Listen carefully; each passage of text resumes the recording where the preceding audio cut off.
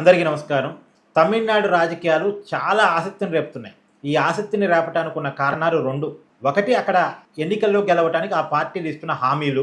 2 hero Vijay party పెట్టడం. Hero Vijay ఎంత performance చూపిస్తారు, అతని ప్రభావం ఏ రకంగా ఉంటుంది అనే దాని మీద చాలా మందిలో చాలా ఆసక్తి ఉంది. అతను కూడా కొత్తగా వెళ్తున్నాడు. నిన్న అతను కొంతమంది అభ్యర్థులను ప్రకటించాడు. అంటే అన్ని పార్టీలు కూడా అభ్యర్థులు ప్రకటిస్తున్నాయి. ఇప్పటికే పొత్తులు కూడా అయిపోయాయి. డిఎంకే కూటమి వాళ్ళు ఆల్రెడీ పొత్తులు అయిపోయి వాళ్ళ అభ్యర్థుల ప్రకటన వాళ్ళు చేశారు. అన్నాడీఎంకే వాళ్ళు కూడా కొంతమంది అభ్యర్థులను ప్రకటించారు. ఇంకొంతమందిని ప్రకటించాల్సి ఉంది. నిన్న టీవీకే పార్టీ అధినేత విజయ్ వాళ్ళ పార్టీ తరఫున అభ్యర్థిని ప్రకటించాడు. మొత్తం 234 స్థానాల్లో పోటీ చేస్తున్నట్టు ప్రకటించాడు.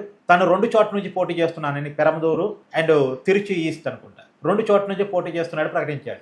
అదే ఇప్పుడు హీరో విజయ్కి సపోర్ట్గా హీరోయిన్ త్రిష ఎన్నికల ప్రచారంలోకి రాబోతున్నారు అనేటువంటిది వస్తున్న సమాచారం. గత కొన్నాళ్ళుగా హీరో విజయ్కి హీరోయిన్ త్రిషకు ఉన్న రిలేషన్ మీద రకరకాల కథనాలు వస్తూ ఉన్నాయి కదా. నిజానికి వాళ్ళ భార్య విడాకులు ఇచ్చే క్రమంలో, అంటే ఈ మధ్యకాలంలో వాళ్ళ భార్య విడాకులు ప్రస్తావన కూడా వచ్చింది. కోర్టులో పిటిషన్ దాఖలు చేసింది ఆల్రెడీ వాళ్ళ మిస్సెస్. అయితే వాళ్ళ మిస్సెస్ కూడా బయట కామెంట్ చేశారు మీడియాతో. ఒక హీరోయిన్తో నా భర్త అక్రమ సంబంధాన్ని కొనసాగిస్తున్నాడు, దానివల్ల నేను విడాకులు ఇస్తున్నాను అని కూడా చెప్పారు. సరే, దానికి విజయ్ అది నా ఇంటర్నల్ ఇష్యూ, నా కుటుంబ సమస్య నేను పరిష్కరించుకుంటాను అని చెప్పాడు. అయితే ఈ త్రిషతోనే విజయ్ సంబంధం ఉందని అప్పటికే బీజేపీలో బయట ప్రచారం గట్టిగానే చేశారు. తర్వాత విజయ్ త్రిష కూడా ఓపెన్గానే కొన్ని కార్యక్రమాలకు హాజరు కావటం.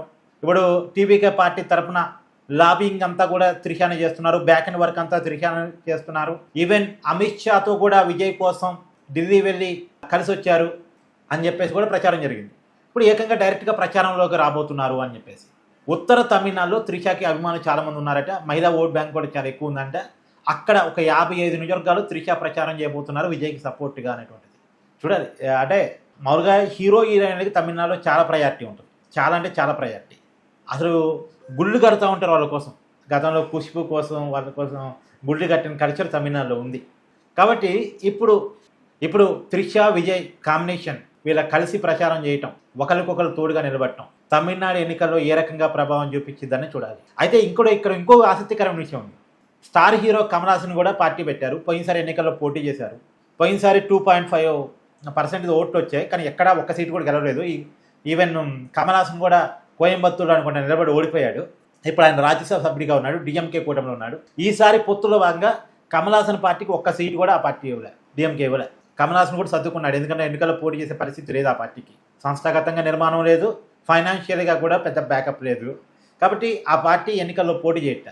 కమల్ హాసన్ ఒక్కడు మాత్రం రాజ్యసభ సీటు తీసుకున్నాడు. ఇప్పుడు విజయ్ ఏ మేరకు ప్రభావం చూపించగలడు, విజయ్కి సపోర్ట్గా త్రిష ప్రచారం ఏ మేరకు ఉపయోగపడిద్ది అనేది మాత్రం చూడాలి.